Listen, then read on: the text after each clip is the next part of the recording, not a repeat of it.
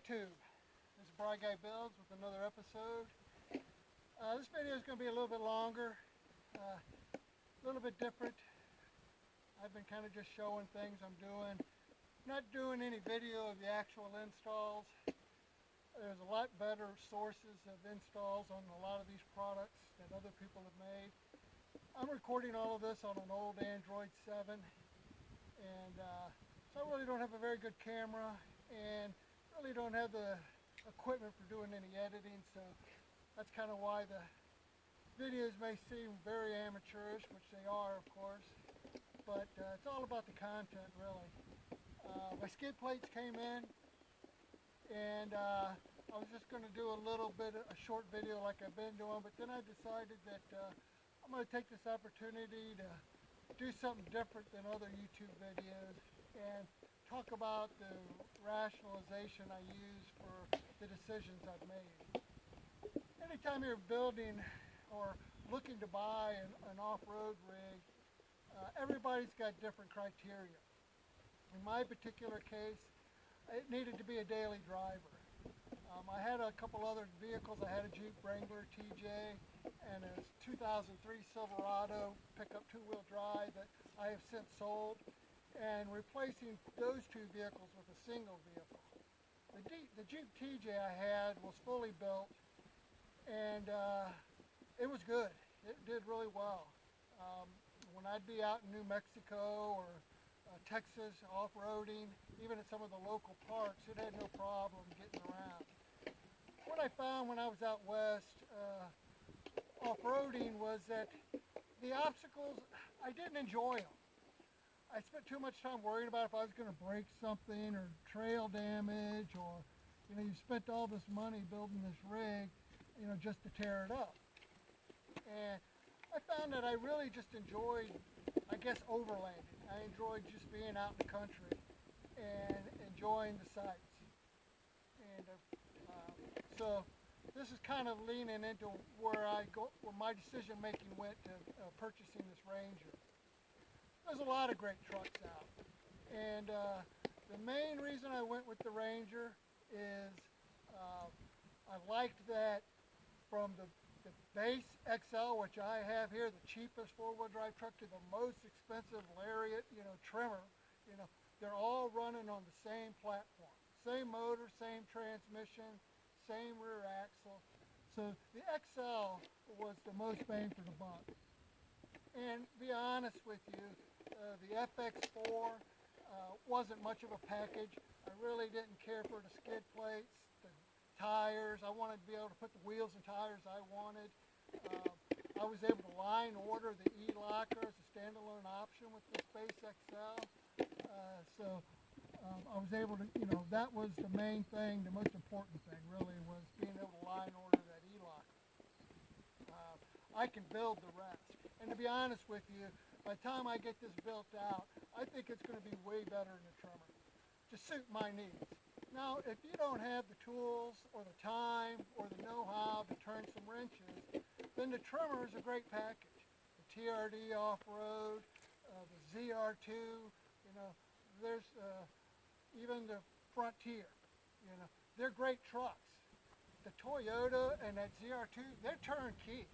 I mean, you can pull that thing off the lot and you're ready to go. But you're going to spend money on it. You're going to have to pay for that convenience. And so I bought this truck. I've got $31,000 in this truck as you see it, with all the accessories and everything. And of course, I'm starting to add stuff. And later on, when I kind of get to the end of the build, I'll make a video summarizing the money I've spent producing the truck that I wanted. So basically, I came to the decision that one, this was going to be my daily driver, so I couldn't go way overboard on it. And I wanted to do the forest roads out west and some overlanding, but not to the extent that, say, Matt and Kara do on Ozark Adventures or Trail Recon. I'm going a little bit milder than that. I'm building an off-road camper, and it's kind of built to the same level of trailability basically as the truck. So that was kind of my plan, was to make sure that everything I do is in line with my needs, and not to get too caught up in going overboard. Um, so basically, I'm going to be minimizing my lift. I'm not going for 35-inch tires and 6 inches of lift. Then you need a stepping stool to get into the damn truck, and that was the issue with the Jeep I had. It wasn't good for getting in and out of all the time, like when you're on the trail, because it's so high off the ground, you got to climb up into it. And as you get older, that becomes more of a deal than, say some of you younger guys. So basically, I'm building a mild build. The plan is to, if I go out to Moab, set up my off-road camper as a base camp, and not have all the weight that would be involved in making this an overland rig with the rack and the roof tent and having to carry everything in the truck.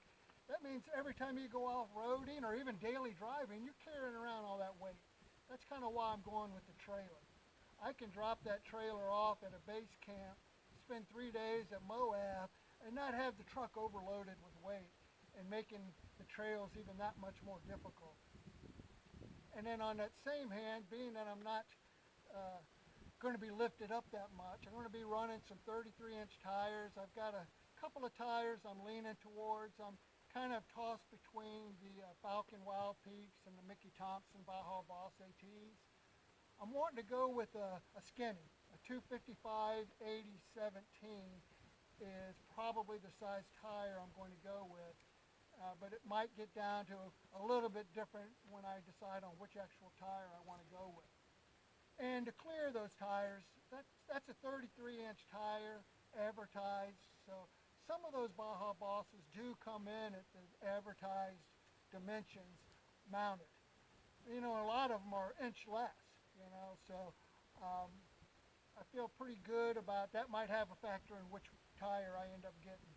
If the Baja Boss is going to come in and be a mounted 33-inch tire as opposed to the Falcon being I think it's advertised as I believe a 33.1, but if it ends up mounted being a 32.2 or something, that should still be fine.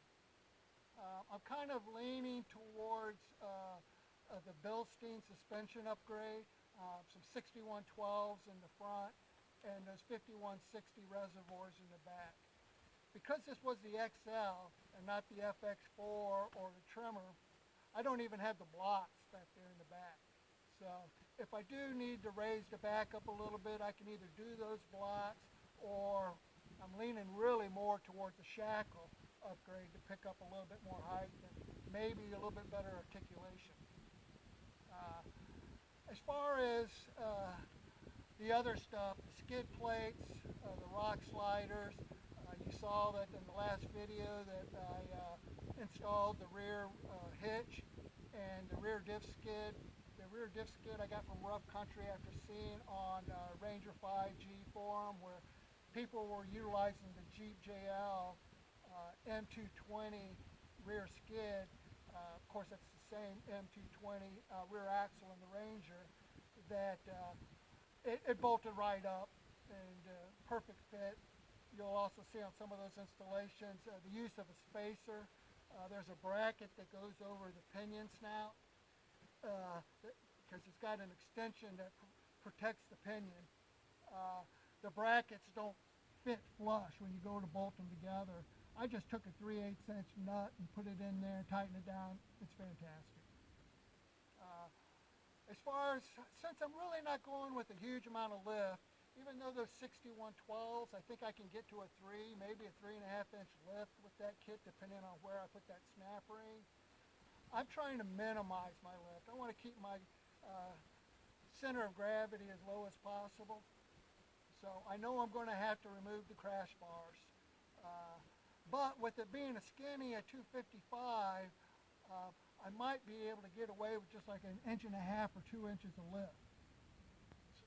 So that would be good as far as making it easier getting in and out of the truck. And I think it'll be a good look.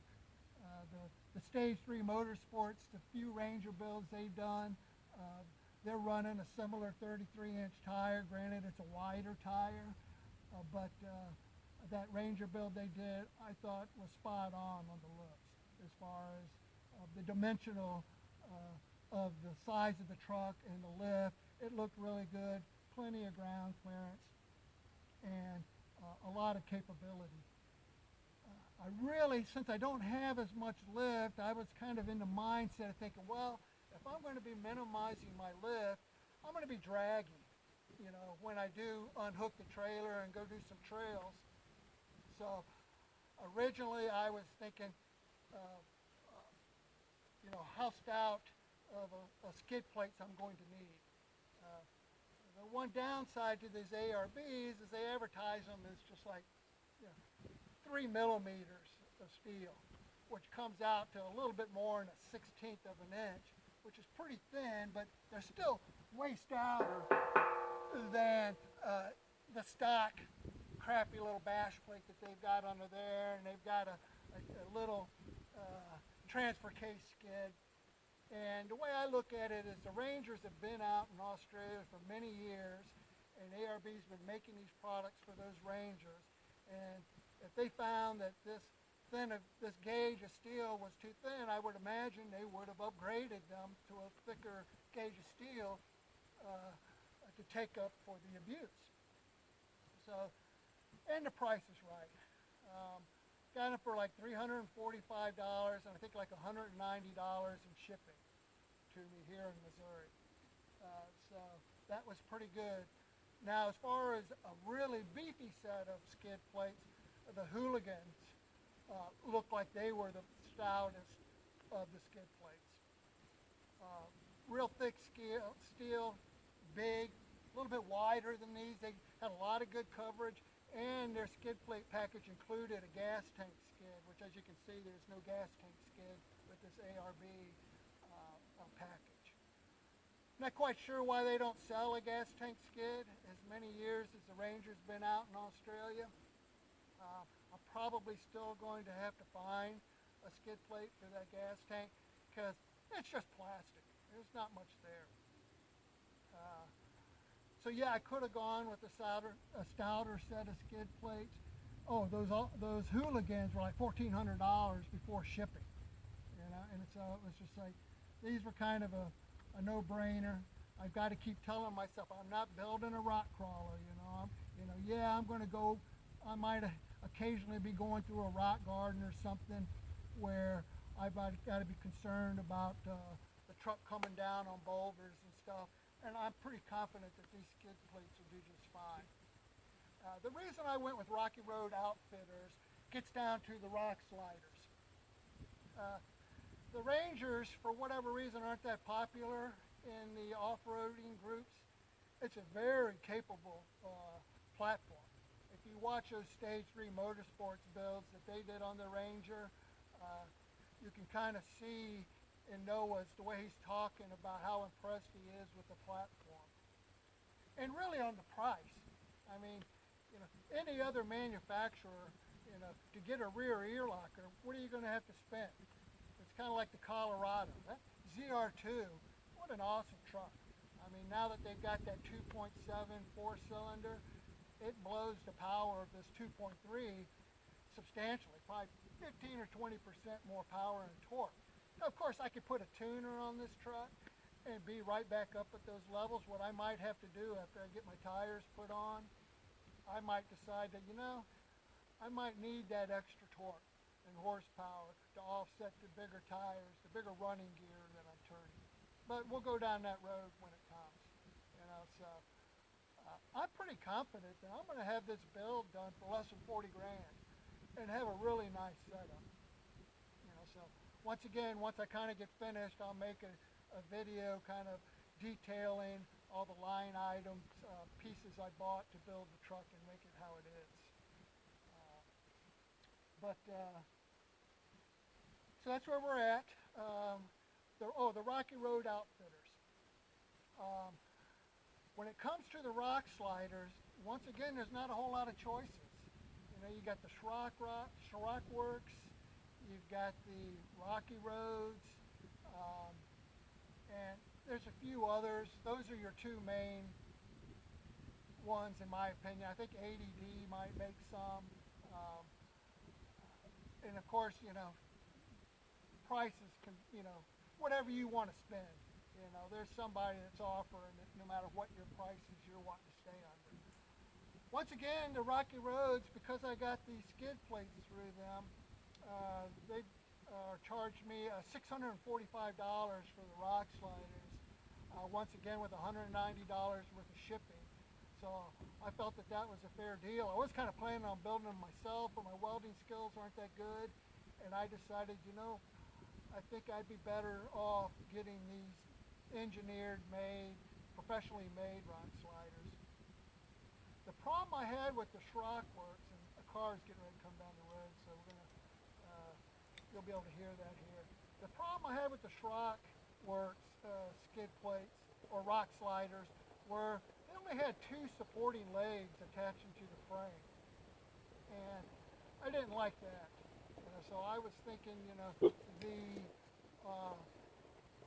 Rocky Roads have three supports, attachment points to the frame, which is better than two, right? You know, so what I didn't like about them is that they're not through bolted with attachment plates on the back side of the frame. They're using a self-tapping bolt.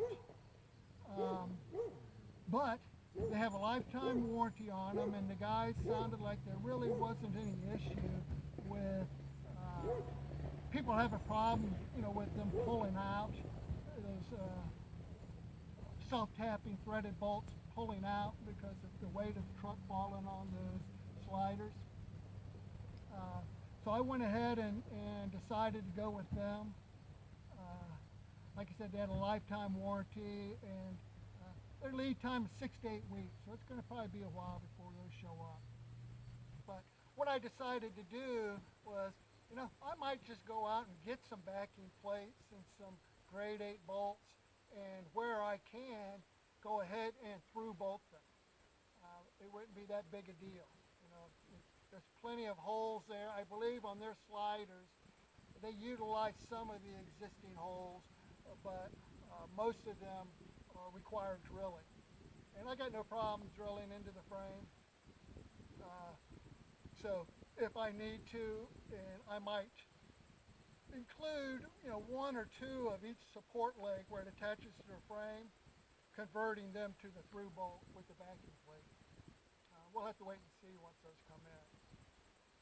I haven't done anything with the engine. Really, I've only got about 500 miles on this truck. I just sold my daily driver, my Silverado, so I'm going to be driving this truck a lot more. I picked it up the end of June. I ordered it at the end of February, at the end of Ford Truck Month. And really, I got a pretty good deal. The individual dealer I bought it from was running a special on the Ranger of $500 under invoice. So I saved about $1,300 off of MSRP on that deal. And then for ordering the truck, I got a $1,000 rebate from Ford. And then when I went to pick up the truck, I got $1,000 of free accessories, being the bug deflector, the stripe, the tonneau cover. I've got a swing out toolbox in there. And on the back, there's some stainless steel, kind of black reflective lettering on the tailgate and the mud flaps. So I did pretty good on the price, and the financing I did pretty good on it as well.